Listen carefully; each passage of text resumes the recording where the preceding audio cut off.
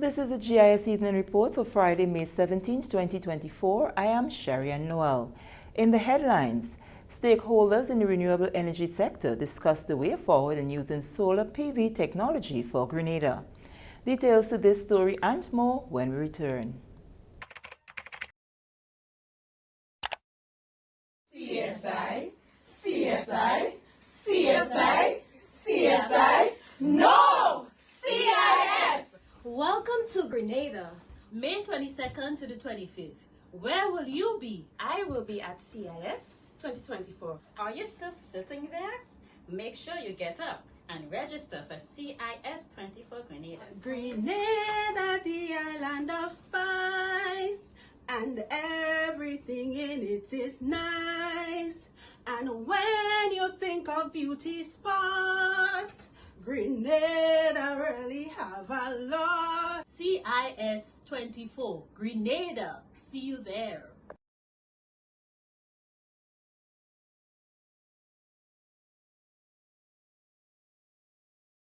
Welcome back. The Renewable Energy Division of the Ministry of Climate Resilience convened local experts and partners in the solar PV sector for a national consultation aimed at discussing the future of Grenada's clean energy development. Like many small island development states, Grenada relies heavily on imported fossil fuels for electricity generation. This dependency not only strains the economy but also contributes to environmental degradation. To chart a sustainable energy future, key players in the sector gathered at the Radisson Hotel to explore the use of solar photovoltaic PV technology as a solution to these challenges. Dr. Roxanne Graham of the Ministry of Climate Resilience, the Environment and Renewable Energy emphasized that exploring new energy sources is crucial for setting the country on a sustainable path. We want to be able to truly commit to protecting the environment while optimizing our financial resources, and importantly, we want to achieve some energy independence. And recognizing these challenges and opportunities, our ministry, with the expectation of collaboration from you, key stakeholders, has convened this consultation to explore the transformative potential of solar PV technology in our energy landscape. Head of the Ozone Unit, Leslie Smith, was the main presenter at the consultation. He shared statistics on the current state of Grenada's energy sector, noting a growing consumer interest in solar PV installations. However, he emphasized that much more work remains to be done.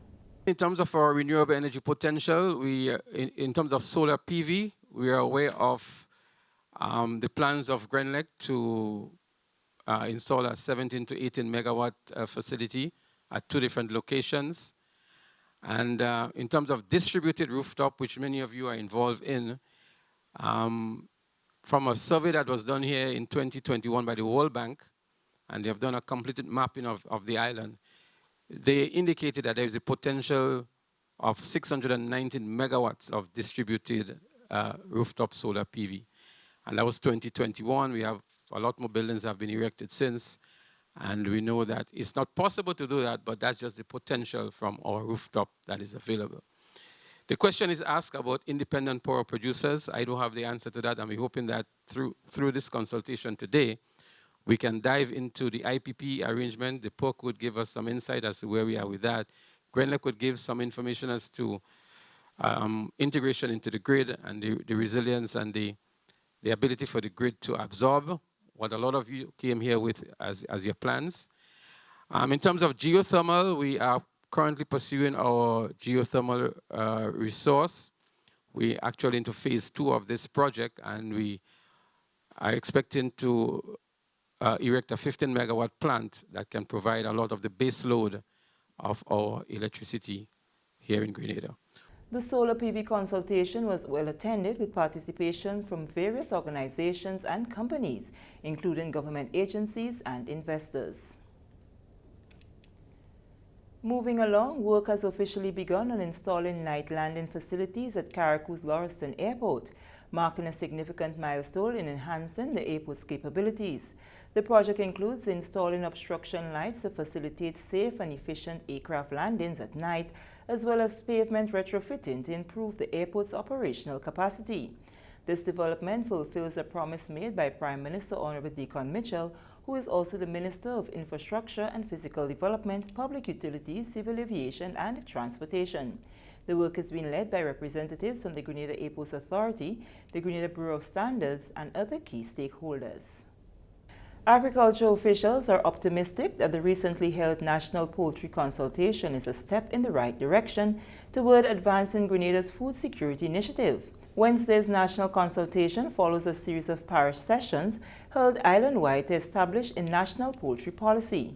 We get more in this report from the Ministry of Agriculture.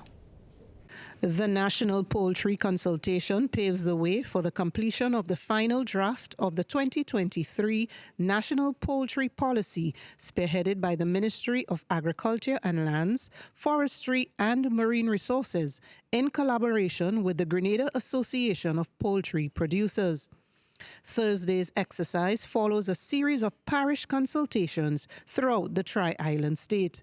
Minister for Mobilization, Implementation and Transformation and Acting Prime Minister Honorable Andy Williams, speaking at the opening ceremony on Thursday, reminded stakeholders that food security remains a top priority for government. The government of Grenada, in February of 2017, published a national poultry policy. The stated aims and objectives of that national policy were: 1, to create a level playing field for the poultry industry to be competitive. 2, promote trade and domestic policies that are supportive of Grenada's national development plan. 3, provide a policy framework which enables the poultry industry to develop and grow. 4, implement the initial and subsequent agreement between the government of Grenada, Caribbean Agro, and the poultry producers to create a framework for the industry. And 5, to achieve a 300% increase in market share in the first 5 years for local producers. Over 450 registered poultry farmers are currently listed with the Grenada Association of Poultry Producers. Acting Permanent Secretary Alva Brown highlighted the importance of engaging stakeholders in the process, labeling them as the drivers of the industry. So this is why we are here today, to engage with you on the major aspects of the revised poultry policy. There may be issues in there that affect you negatively or otherwise. And so it is important that you speak to those. Be frank and open. Share your views. Because at the end of the day, we all have to implement this poultry policy. And so you are the drivers. You are going to be the drivers of this because you are the ones that are involved in the industry. Increasing market potential by boosting local production and maximizing on the health benefits of the local industry, thereby increasing revenue earnings for poultry farmers, are among driving factors influencing the national poultry policy.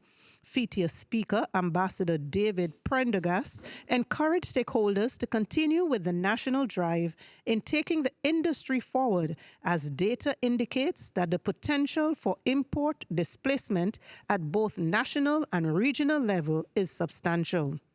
This document is key in creating a predictable framework for investment from small, medium, and larger farmers and agro-processors.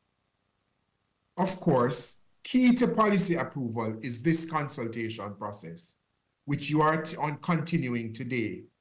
This allows for not only inputs from you, the stakeholders and the poultry farmers who know the industry, but also seeks to secure and will secure the buy-in of the stakeholders such as yourselves on the proposed draft. But most importantly, the consultation process ultimately ensures that the policy to be implemented is efficient and effective in meeting the outcomes sought by all key stakeholders involved throughout the poultry value chain. The National Draft Policy is expected within the next 3 months. This is a GIS Evening Report. Still to come, Grade 6 students share their views on the 2024 CPA examination. Climate change is real, bringing hotter days and less rain. Less rain means less water, so it's crucial for us to conserve water at home. When washing my vehicle, I use a bucket with rainwater that I have stored. This is how I save water. What are you waiting for?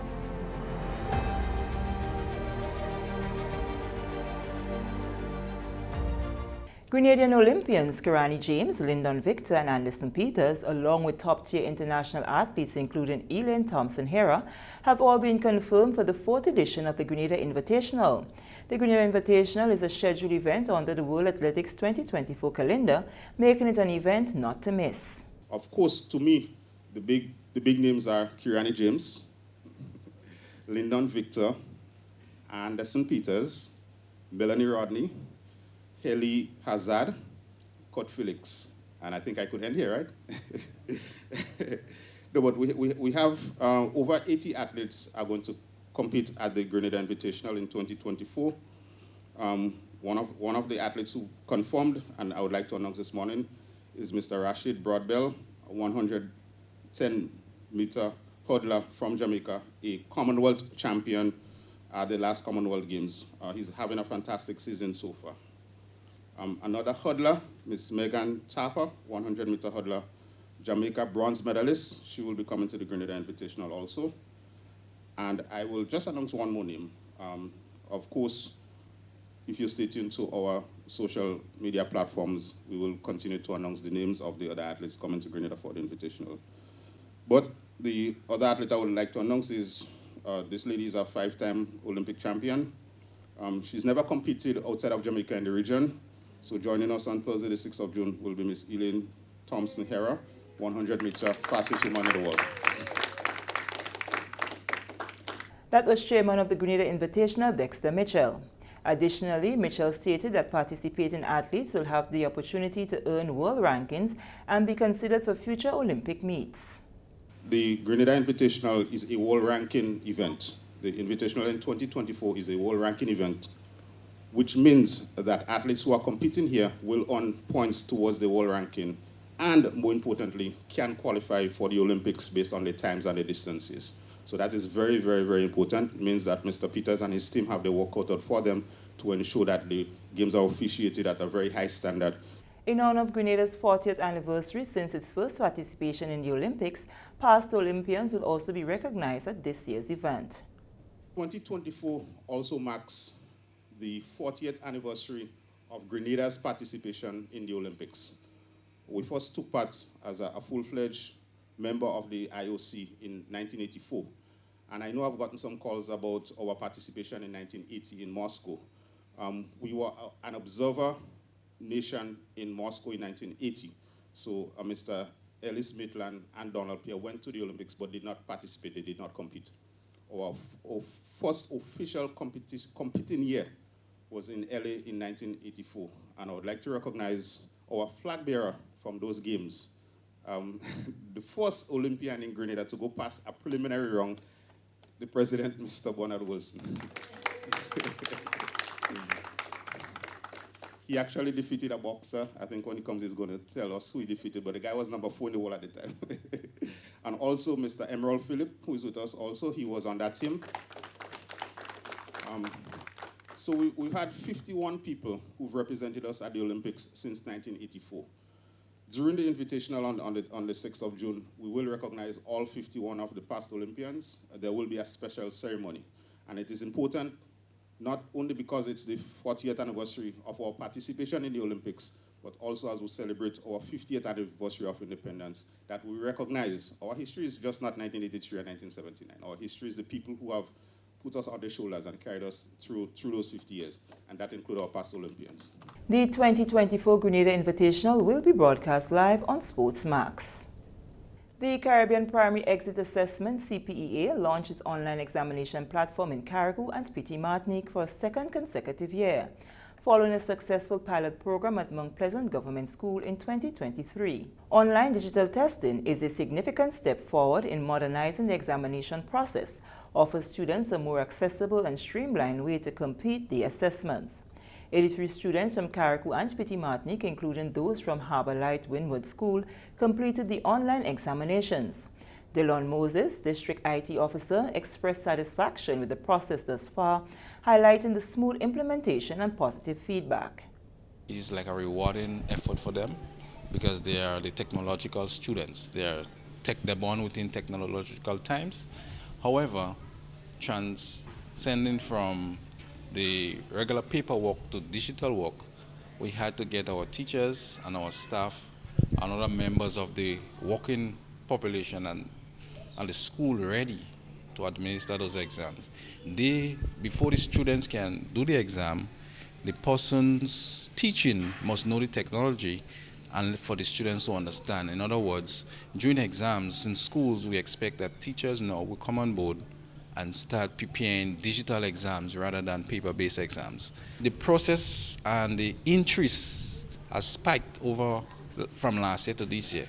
Last year we had one school being piloted, which is Mount Pleasant, and it was conducted at Hillsborough Government here, where we select the smallest numbers in primary schools around Carriacou and do one pilot program to see how it runs. And it was an excellent program. Students who are not very interested in coming to sit and shade exams and reading, they prefer the screen. The screen time for them is it now.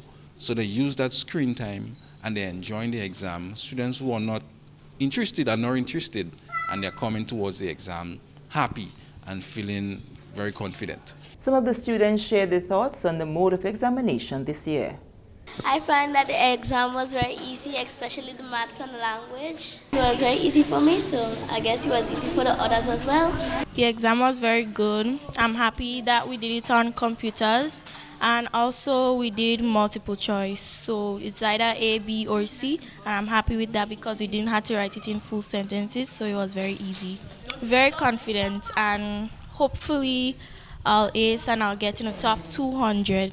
The exam was very good. Computer was very easy. All you had to do was just click it, A, B, C, or D. If you leave out a question, you would know if you leave out the question. And it was much better than paper because it's much easier and the exam was nice and it was easy. I hope you get to go to the school of your choice. And finally, after 2 days of examinations, grade 6 students are breathing easier. This year, a total of 1,707 students from 72 schools were registered to sit the Caribbean Primary Exit Assessment (CPEA).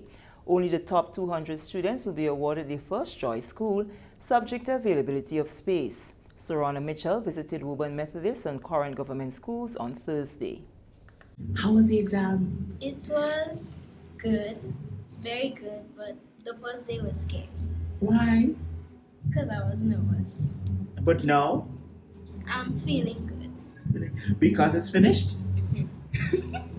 Angela Allard is among 22 students from Corinth Government School who sat the Caribbean Primary Exit Assessment (CPEA) online on May 15 and 16, 2024.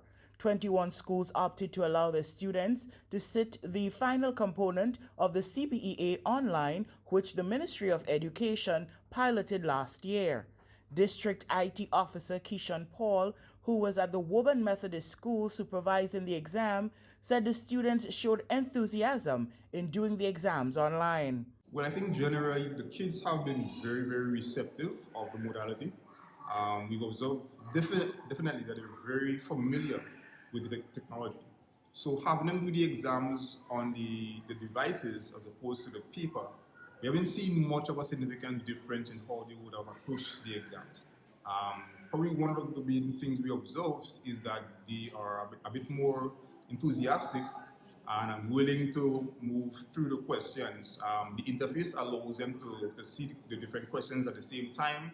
They can flag questions, go back to them, and they have, I think because of the familiarity, they're able to better navigate the exam and they're not as nervous because, again, as I said, they're familiar with the modality of using devices. At Woburn Methodist, 24 students sat CPEA online, and they also said it was easy. However, a social studies question got the better of them. Can you give me a question you remember? It's from social studies, a family tree question. So that seems to be the trigger question for everybody. Just the fact that the question had 3 options. Was Jada was Sam's daughter, Mark was his sibling, and Mary was his mother. And none of them had a lecture. So I just selected Mark because he was the only other sibling Sam had. Oh, what was the question about it? It was that Sam recently became an uncle. Okay. Which member of the family had a child?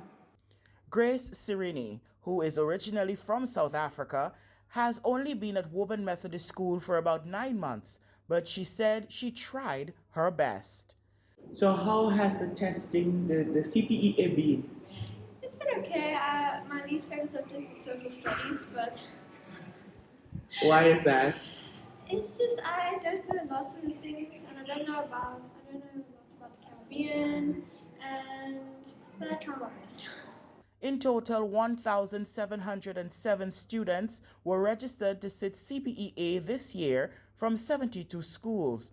Only the first 200 students will be awarded their first choice school, subject to availability of space. How you feel now as you're finished and you have to wait for the results? I'm just anxious at the same time that I'm done. And now we wait for the results. Sarana Mitchell reporting. And with that story, come to the end of the GIS report for Friday, May 17, 2024. On behalf of the entire news and production team, I am Sharianne Noel, thanking you for viewing.